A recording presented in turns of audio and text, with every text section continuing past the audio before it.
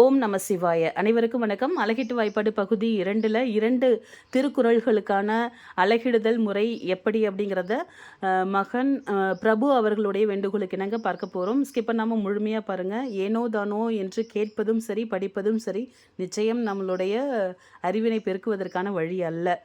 சிறந்த வழி என்ன அப்படின்னு பார்த்தீங்கன்னா, முதல் முறையாகவே நன்கு புரிந்து கொண்டு தேடுதலுடன் அறிவு தேடுதலின்படி நம்ம படித்தோம்னா கண்டிப்பாக அது நம்மளுக்கு என்றைக்கும் மறக்காமல் இருக்கும்.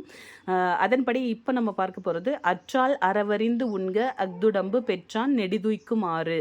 இந்த குறளுக்கான பொருள் என்ன அப்படின்னு பார்த்தீங்கன்னா, நம்ம உடம்புல நம்ம சாப்பிட்ட சாப்பாடு நல்லா செரித்ததற்கு அப்புறமா நம்ம உடம்புக்கு எவ்வளோ உணவு எடுத்துக்கொள்ளுமோ அந்த அளவினை அறிந்து நம்ம உணவு உட்கொள்ள வேண்டும். அப்படிப்பட்ட உடம்பை நம்ம பெற்றுக்கொண்டால் அதுதான் நம்ம நீண்டு நெடுங்காலம் வாழ்வதற்கான வழியாக அமையும் என்பதே இதனுடைய பொருள். சரி, இது எப்படி நம்ம அசை எப்படி நம்ம கணக்கிட்டு வாய்ப்பாடு எழுதுறது அப்படிங்கிறத பார்க்கலாம். அச்சால் அப்படின்னு எடுத்துக்கும் பொழுது முதல் சீர் இருக்குது. 7 சீர்களையும் வரிசையாக எழுதியிருக்கேன். இப்போ குறில் ஒற்று அப்படின்னு எடுத்துக்கும் பொழுது நேர், நெடில் ஒற்று நேரசை, நேர் நேர் தேமா. அடுத்து அறவறிந்து என்று சொல்லும்பொழுது குறில் குறில் நிறையசை, குறில் குறில் ஒற்று நிறையசை. குறில் மட்டும் தனியாக இருக்குது, அதனால் அது நேரசை. கருவிளங்காய். அடுத்ததாக உண்க குறில் ஒற்று, இது நேரசை, குறில் மட்டும் இருக்குது, நேரசை, நேர் நேர் தேமா. அக்துடம்பு, இந்த இடத்துல தான் பிரபு அவர்களுக்கு ஐயம் எழுந்திருக்கும். எப்படி அப்படின்னு பார்த்தீங்கன்னா, பெரும்பாலும் நம்ம ஆயுத தொடர் திருக்குறளில் இடம்பெறும் பொழுது அது அக்து என்பது ஆயுத தொடர் இல்லையா? ஆயுத தொடர் குற்றியலுகரமாக இங்கே இருக்குது. உடம்பு அப்படிங்கிறதும் பார்த்திங்கன்னா மென்தொடர் குற்றியலுகரமாக ரெண்டும் சேர்ந்து வந்திருக்கிற மாதிரி இருக்குது. இப்போ சில நேரங்களில் இது எப்படி திருக்குறள் நம்ம தொல்காப்பியர் என்ன சொல்லியிருக்கிறாரு அப்படின்னு பார்த்தீங்கன்னா, ஆயுதம் என்பது சில இடங்களில் அழகு பெறாது, சில இடங்களில் அழகு பெற்று வரும். முக்கியமாக பார்த்திங்கன்னா ஆயுத தொடர் அக்துங்கிறது அழகு பெறாமல் குறில் குறில் என்பது போன்று சேர்ந்து குறில் இணையாக கொள்ளப்பட்டால் அது நிறையசையாக வரும். சில இடங்களில் ஆயுதம் என்பது ஆ அக்கு இதை மட்டும் தனியாக பிரித்து நேரசையாக வருவதும் உண்டு. அப்படி ரெண்டும் மாறுறதுக்கு அது எப்படி ஒரே சொல் ஒரு இடத்துல நிறையசையாக கொள்ளப்படுது, இன்னொரு இடத்துல நேரசையாக வருது அப்படிங்கிற மாதிரி நம்மளுக்கு ஒரு கேள்வி எழலாம். அதற்கு முக்கிய காரணம் என்ன அப்படின்னு பார்த்தீங்கன்னா, தலை தட்டாமல் இருக்கணும். ஏன்னா திருக்குறளில் இயற்சீர் வெண்டலை வெண்சீர் வெண்டலை தவிர பிற தலைகள் வருவதற்கு வாய்ப்பே கிடையாது. அது என்ன தலை தட்டுதல், எப்படி தலை பொருந்தி வருது, இது எப்படி நான் தெரிஞ்சுக்கணும் அப்படின்னு நினச்சிங்கன்னா இந்த வீடியோவை முழுமையாக பாருங்கள். இப்பொழுது இது எந்த மாதிரி வந்திருக்கு, இது ஏன் இந்த மாதிரி கொடுத்துருக்கோங்கிறத தெளிவாக பார்க்கலாம். அக்து என்பது இங்கு நிறையசையாக கொள்ளப்படுது. அப்போ குறில் குறில். இந்த இடத்துல தூ என்பதும் பார்த்திங்கன்னா ஆயுதம் தானே, அதாவது குற்றியல் உகரத்தில் தானே வருது. ஆயுத தொடர் குற்றியல் உகரத்தில் வருது. அப்போ குற்றியல் உகரம் மெய்யாக கணக்கில் கொள்ளப்படும் என்பதும் விதி. ஆனால் சில இடங்களில் தலை தட்டாமல் இருப்பதற்காக அது குறிலாக கொள்ளப்படுவதும் விதிகளில் ஒன்று என்பதை நாம் புரிந்து கொள்ள வேண்டும். அடுத்து குறில் ஒற்று என்று சொல்லும் பொழுது நேரசை, குறில் மட்டும் வந்ததுன்னா நேரசை. அப்போ நிறை நேர் நேர் புலிமாங்காய். பெற்றான் என்பதில் குறில் ஒற்று நெடில் ஒற்று, அப்போ நேர் நேர் தேமா. நெடிதுய்க்கும் என்பதில் குறில் குறில், அதாவது குறில் இணை வரும்பொழுது நிறையசை, குறில் 2 ஒற்றுகள் வரும்பொழுது அது கணக்கில் எடுத்துக்கொள்ளப்படாது. அதனால் நீங்கள் எப்போதுமே 2 ஒற்றுகள் வந்ததுன்னா அது நீங்கள் 2த்துக்கும் ரொம்ப அதை மாத்திரையெல்லாம் பார்க்க வேண்டிய அவசியம் இல்லை. இது நேரசையாக தான் கொள்ளப்படும். ஆக நேரசை. அடுத்து குறில் ஒற்று நேர், இது புலி மாங்காய். 6 என்பது பார்த்திங்கன்னா நெடில் தொடர் குற்றியலுகரம். குற்றியலுகரத்தில் இந்த இடத்துல நல்லா கவனிக்கணும். ஒரு குற்றியலுகர சொல் கடைசியாக திருக்குறளில் கடைசி சீராக வரும் பொழுது அது அந்த இடத்துல ஒற்றாக தான் கணக்கிடப்படும் என்பது விதி.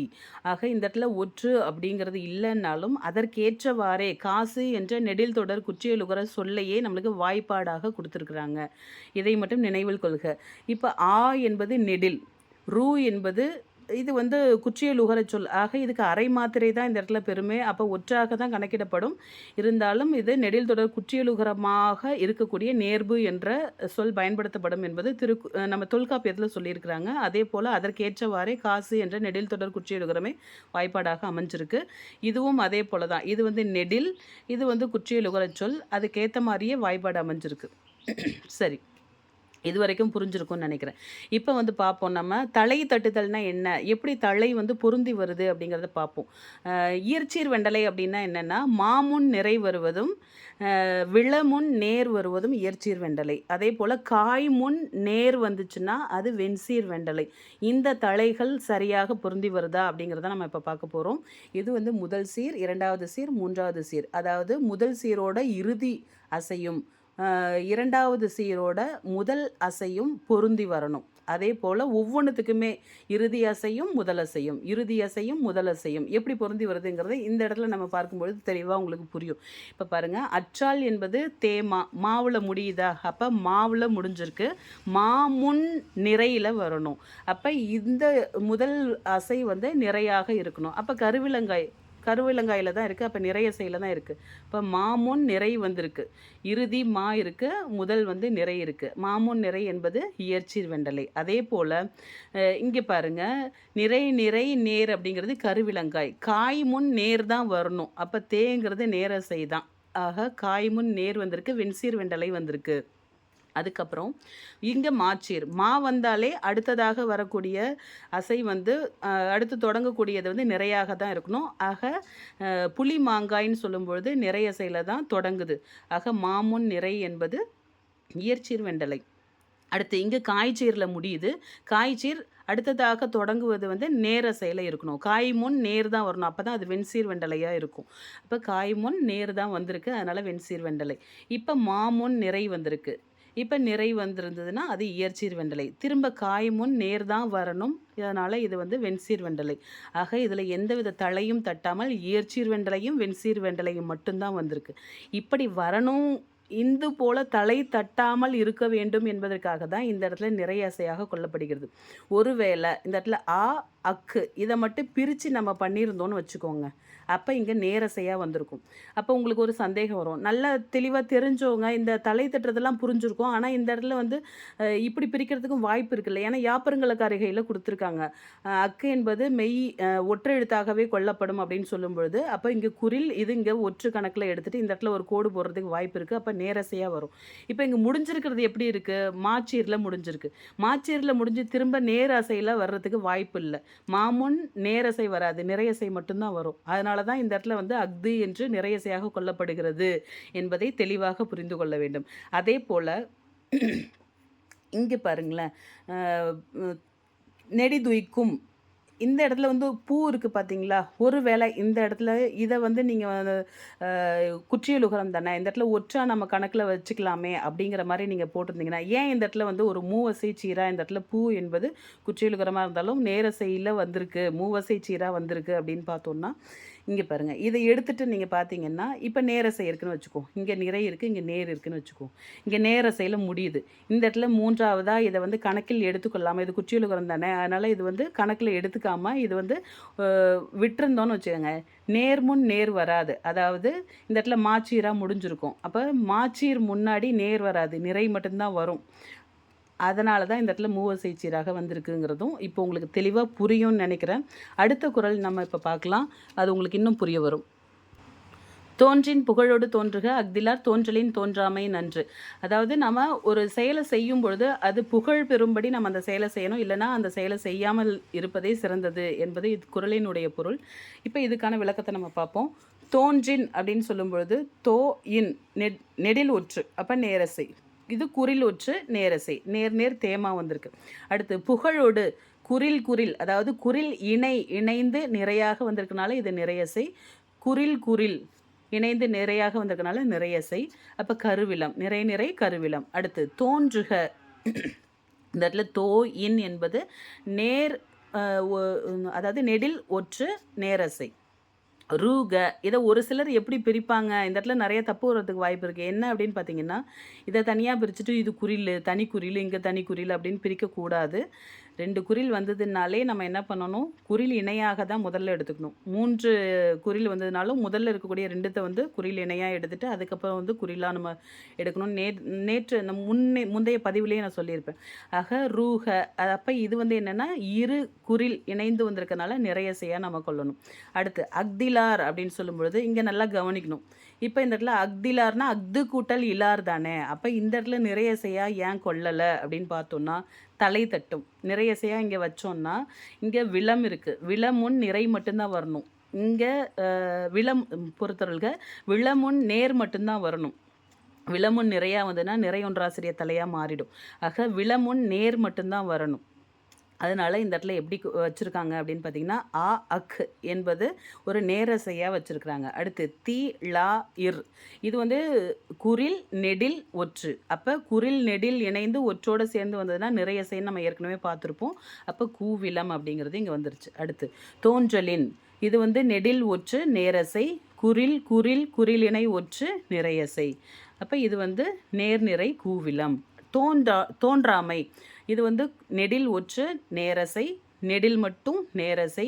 மை என்பது நெடிலாக இருந்தாலும், அதாவது ஒரு சொல்லினுடைய இறுதியில் வரும்பொழுதும் இடையிலும் வரும்பொழுதும் ஐகாரம் வந்து ஐகார உயிர்மை எழுத்து வரும்பொழுது அது வந்து ஒரு மாத்திரை அளவு பெறும். இங்கே வந்து நம்ம அழகு பிரித்தல்ல அசை பிரிக்கிறதுல வந்து பார்த்திங்கன்னா, அது குறில் மட்டும் இருந்தாலும் சரி, நெடில் மட்டும் இருந்தாலும் சரி, அது நேரசையாக தான் கொள்ளப்படும்.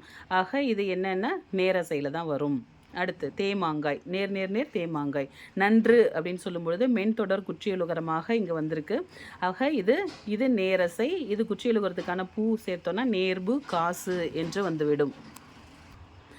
இப்போது இதில் வந்து தலை எப்படி பொருந்தி வருது அப்படிங்கிறத நம்ம பார்ப்போம். தேமாவில் முடிஞ்சிருக்கு. அப்போ இங்கே இந்த இடத்துல மாச்சீரில் முடிஞ்சிருக்கு. இங்கே வந்து நிறையசை நம்ம பார்க்கும்போதே தெரியும். குறில் இணைந்து வந்ததுன்னா நிறையசைங்கிறது நம்மளுக்கு தெளிவாகவே புரியும். அப்போ மாச்சீரில் முடிஞ்சிருக்கு. அதுக்கப்புறம் தொடங்குறது வந்து நிறையசையில் இருக்கணும். இங்கே பாருங்கள் நிறையசை இருக்குது. அப்போ மாமுன் நிறை வந்ததுன்னா இயற்சீர் வெண்டலை. அடுத்து கருவிளத்தில் முடிஞ்சிருக்கா. விளம் என்பதோடு நேர் வரணும், நேரசையில் வரணும். விளமுன் நேர் வந்துச்சுன்னா அது வந்து இயற்சீர் வெண்டலை.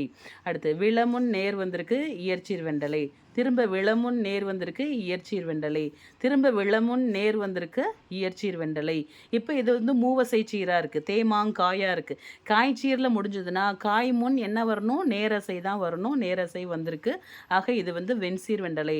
அப்போ இந்த இடத்துல தலை எதுவுமே தட்டாமல் வந்திருக்கு. ஒருவேளை இந்த இடத்துல நீங்கள் அக்திலார் இந்த இடத்துல நம்ம குற்றியல் இகரம், அதாவது குற்றியல் உகரத்தோட நீங்கள் இங்கே வந்து அக்திலார்னு வரும்பொழுது இங்கே இந்த 3த்தையும் சேர்த்து நீங்கள் நிறையசையாக நம்ம வச்சுட்டோன்னா என்ன ஆகும் அப்படின்னு கேட்டிங்கன்னா, இங்கே விளச்சீரில் இருக்குது. இங்கே இந்த இடத்துல நிறையசையாக நம்ம வச்சுக்கிட்டோன்னா விளமுன் நிறை வராது. விளமுன் நேர் வந்தால் தான் அது வந்து இயற்சீர் வெண்டலை. இப்போ உங்களுக்கு தலை தட்டாமல் வருவதுன்னா எப்படி அப்படிங்கிறது தெளிவாக புரிஞ்சிருக்குன்னு நினைக்கிறேன். இயற்சீர் வெண்டலை, வெண்சீர் வெண்டலை அந்த தலைகள் எப்படி ஒவ்வொரு சீருக்கும் பொருந்தி வருது அப்படிங்கிறது உங்களுக்கு தெளிவாக புரிஞ்சிருக்குன்னு நினைக்கிறேன். நிச்சயம் இது உங்களுக்கு பயனுள்ள தகவலாக இருக்கும்னு நம்புகிறேன். பிடிச்சிருந்தால் லைக் பண்ணுங்கள், ஷேர் பண்ணுங்கள், மறக்காமல் சப்ஸ்கிரைப் பண்ணுங்கள். நன்றி. திருச்சிற்றம்பலம். வாழ்க வளமுடன்.